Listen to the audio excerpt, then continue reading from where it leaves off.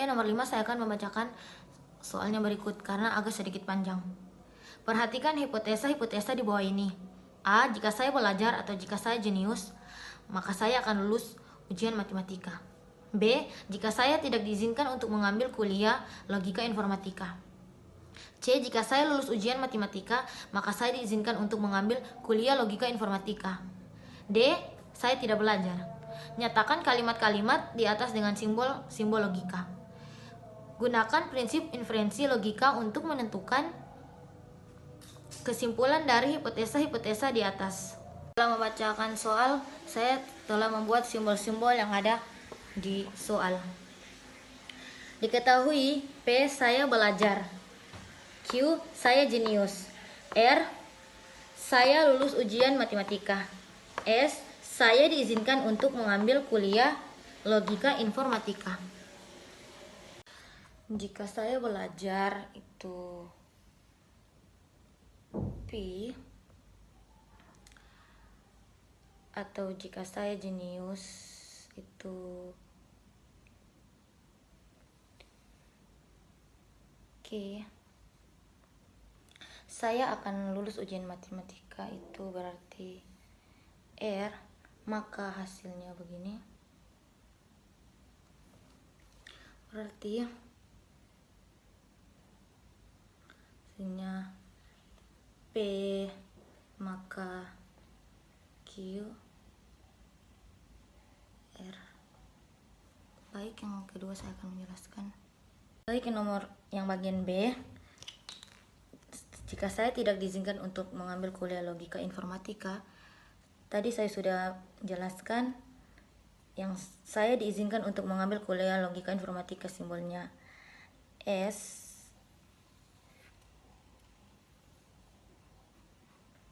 Akan tetapi di sini ada tidak.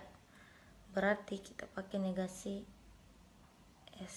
Berarti hasilnya yang bagian B adalah negasi S. Jika saya lulus ujian matematika itu simbolnya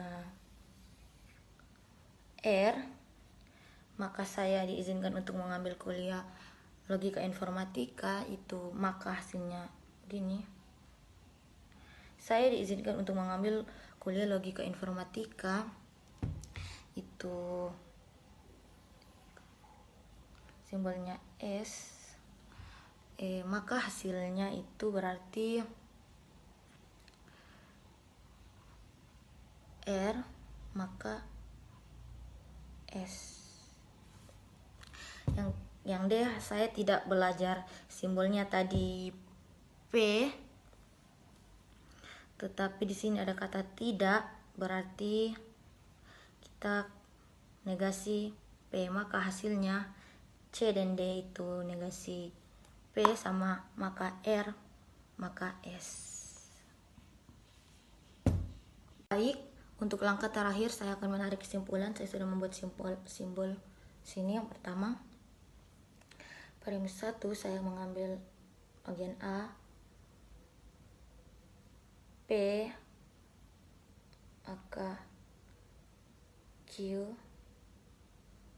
R. Yang kedua, saya mengambil bagian D, negasi P. Kemudian konklusinya yaitu hukum referensi disjungsi, maka hasilnya yaitu Q maka R. Kemudian premis yang kedua, saya ambil kesimpulan nomor 1 yaitu Q maka R. Kemudian saya ambil fakta bagian C yaitu R maka S. Di sini saya gunakan hukum silogisme yaitu Q maka S. Kemudian yang ketiga, diambil dari nomor 2 yaitu Q, maka S. Premis yang kedua yaitu fakta bagian terakhir yaitu S. Kemudian hukum silogisme, konklusinya yaitu saya gunakan hukum modus tollens, maka hasilnya yaitu negasi P.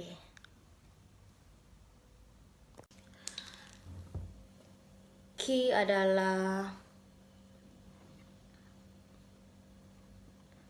saya tidak jenius.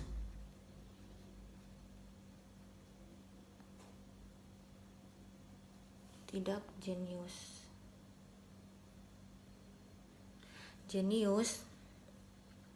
Tetapi untuk kesimpulan ada negasi, berarti kita tambahkan kata tidak. Jadi hasil nomor 3 adalah saya tidak jenius.